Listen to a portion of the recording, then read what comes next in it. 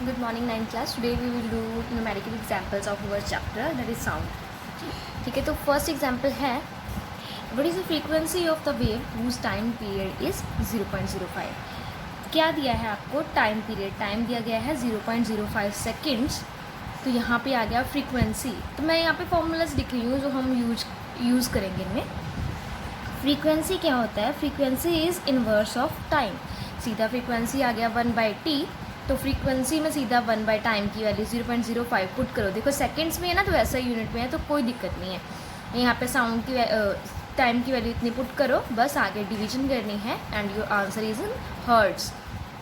ठीक है, ये सेकंड्स क्या है? ऐसा यूनिट है. टाइम की यूनिट वैसे सेकंड ही होती है चाहे CGS में भी हो. तो सेकंड है, तो जो फ्रीक्वेंसी आएगी that will be in the hertz. Hertz है फ्रीक्वेंसी की SI यूनिट. ठीक है, तो बस सीधा फ्रीक्वेंसी क्या होता है? 1 टाइम.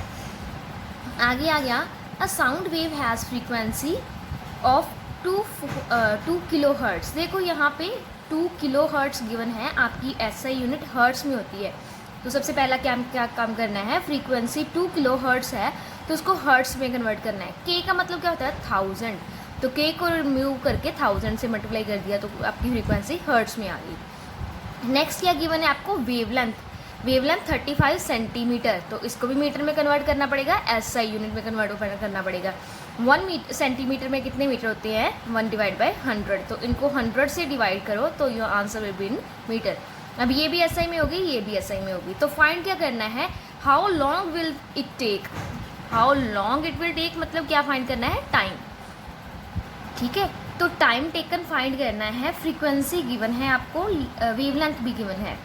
ठीक है, तो फ्रीक्वेंसी और वेवलेंथ के बीच में क्या रिलेशन होता है?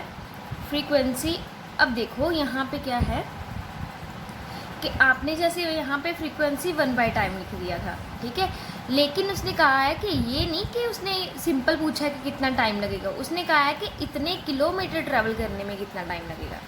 ठीक है, उसने सीधा ही ये नहीं पूछा कि सीधा पूछा है कि कितने किलोमीटर कवर करने में. तो भी किलोमीटर्स की बात करनी है तो पहले इनमें और इनमें देखो आपको डिस्टेंस गिवन है.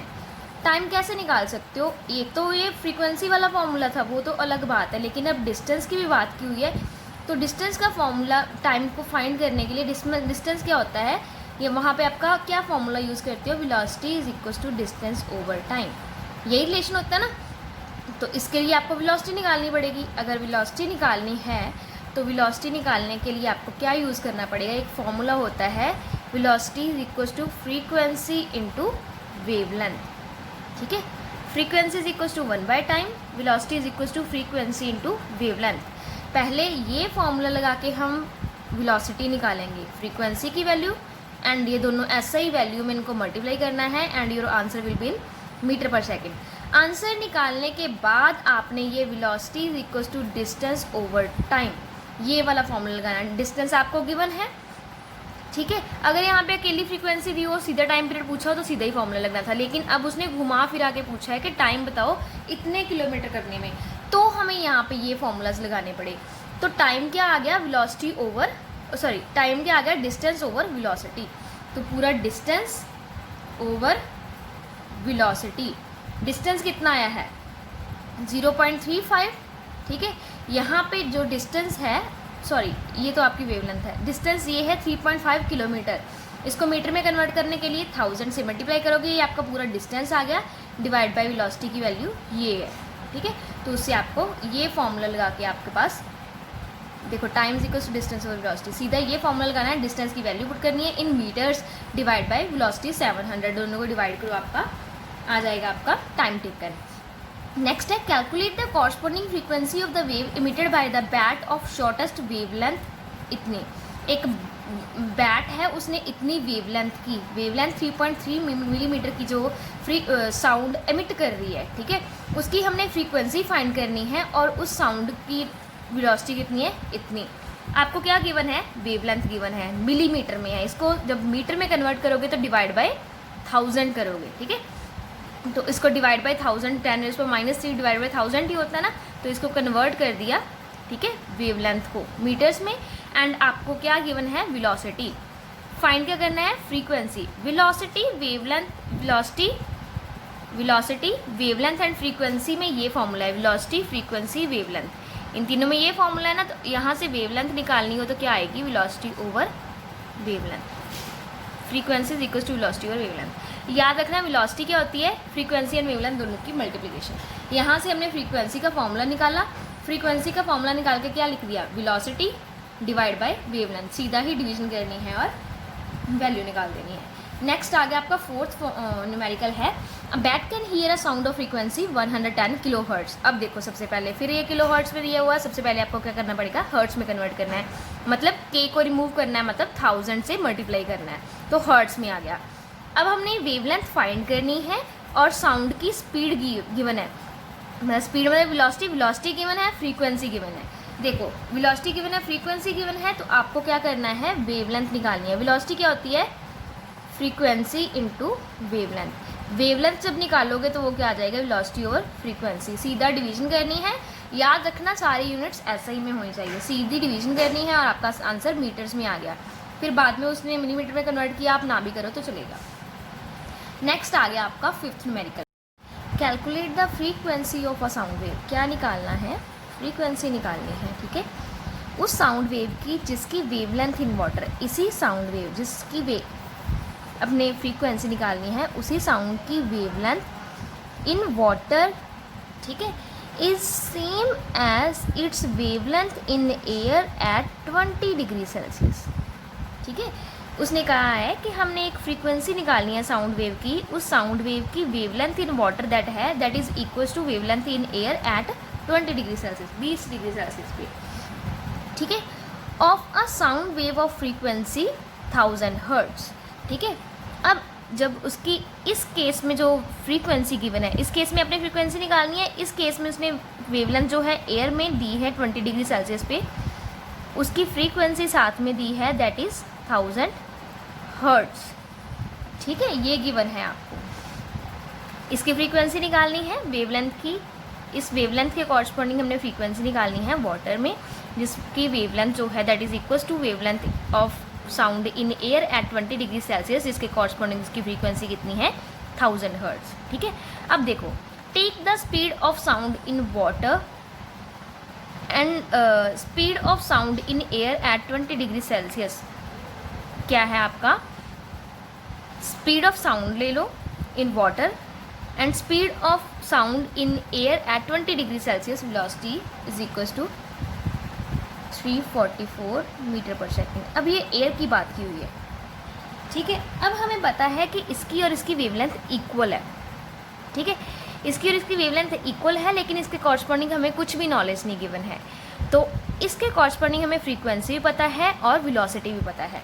तो हम फ्रीक्वेंसी और वेलोसिटी में ये वाला फॉर्मूला है, velocity is equal to frequency into wavelength. इस सारे पोर्शन में जो राइट हैंड साइड पे ये पोर्शन है, इस पे हम फ्रीक्वेंसी और वेलोसिटी को पुट करके वेवलेंथ की वैल्यू निकालेंगे। देखो यहाँ पे हमने क्या किया, वेवलेंथ क्या होती है, वेलोसिटी और फ्रीक्वेंसी, हमने राइट हैंड साइड वाली ही वेलोसिटी यूज़ करनी है, राइट हैंड साइड वाली ही फ्रीक्वेंसी यूज़ करके हमने वेवलेंथ निकाल ली, जो हमारी ये वाली आई है। जब ये वेवलेंथ आ गई तो हमें क्या गिवन है, ये वेवलेंथ और ये वेवलेंथ इक्वल हैं। ठीक है, अगर ये वेवलेंथ 0.344 मीटर आ रही है तो ये वेवलेंथ की वैल्यू भी क्या आ जाएगी, 0.344 मीटर। अब ये वेवलेंथ की हमारे पास वैल्यू आ गई, तो इस वेवलेंथ की वैल्यू को यूज़ करके हम फ्रीक्वेंसी निकालेंगे। Let's do further.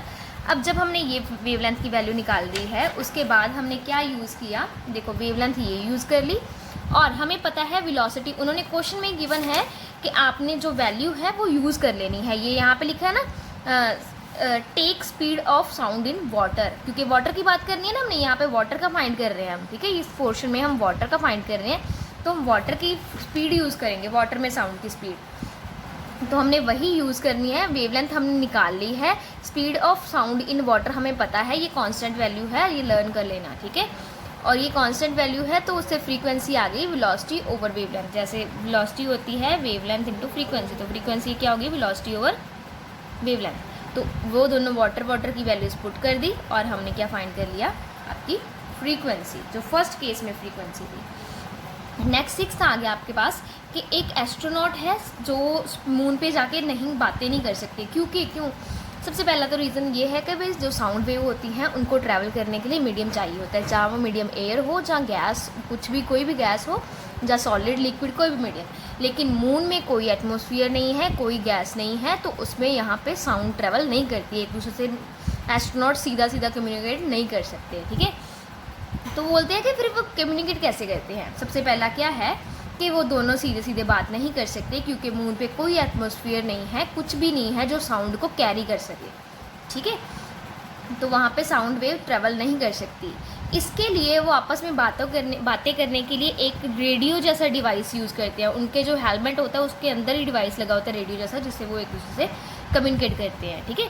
जो रेडियो वेव्स होती हैं वो ट्रैवल कर लेती हैं, वो साउंड वेव को पहले रेडियो वेव्स में कन्वर्ट करते हैं, फिर वो आपस में बात करते हैं, ठीक है। जो डिवाइस होता है वो कन्वर्ट करता है। नेक्स्ट 7th क्वेश्चन है, if a thunder is heard by a person at 4 second after lightning is seen. देखो लाइटनिंग पहले क्यों होगी, क्योंकि साउंड लाइट की स्पीड ज़्यादा है और थंडर जो साउंड है उसकी स्पीड कम है।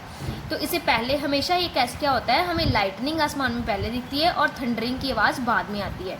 वो बोलते हैं कि लाइटनिंग देखने में और थंडरिंग सुनने में, इन दोनों में टाइम डिफरेंस कितना है, 4 सेकेंड्स।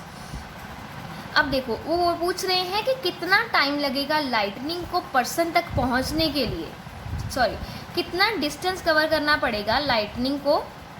ये आसमान पे है, ठीक है, मान लो आप नीचे यहाँ पे हो, ठीक है, ये यहाँ पे ये आसमान है, या आप नीचे हो, यहाँ से यहाँ तक लाइट आएगी ना, तो वो बोल रहे हैं कि यहाँ से यहाँ तक कितना डिस्टेंस कवर करना पड़ेगा लाइट को, अगर उसको टाइम कितना लग रहा है, टाइम डिफरेंस कितना है उसका 4 सेकेंड, ठीक है। पहले लाइट उसी टाइम पहुँच गई है, लेकिन साउंड को पहुँचने में हम साउंड का यूज़ करेंगे, ठीक है। साउंड को भी तो उतना डिस्टेंस कवर करना पड़ा, वेलोसिटी डिफरेंट है, लेकिन डिस्टेंस तो साउंड को भी उतना कवर करना पड़ेगा, तो लाइट को भी उतना कवर करना पड़ेगा। तो हम साउंड की रेफरेंस लेके डिस्टेंस निकाल लेंगे, तो वो भी लाइट का ही डिस्टेंस आ जाएगा। अब साउंड को टाइम कितना लग रहा है, 4 सेकेंड्स, ठीक है। साउंड को टाइम लगा 4 सेकेंड और उसने डिस्टेंस कवर कितना किया वो हमने फाइंड करना है। और साउंड की वेलोसिटी एयर में ही ट्रेवल कर रही है ना, तो साउंड की velocity in air 330 metre per second, 340 ले सकते हो, 330 जो न्यूमेरिकल में गिवन है वो ले लो, अदरवाइज 340 ले लो, ठीक है। यहाँ पे 340 गिवन है, हमें वेलोसिटी 340 ही लेना है। तो वेलोसिटी क्या होता है, velocity is equal to distance over time, तो distance divide by time. Velocity distance आपने निकालना है, तो डिस्टेंस को एक साइड पे रखा, तो डिस्टेंस क्या आ गया, वेलोसिटी इंटू टाइम।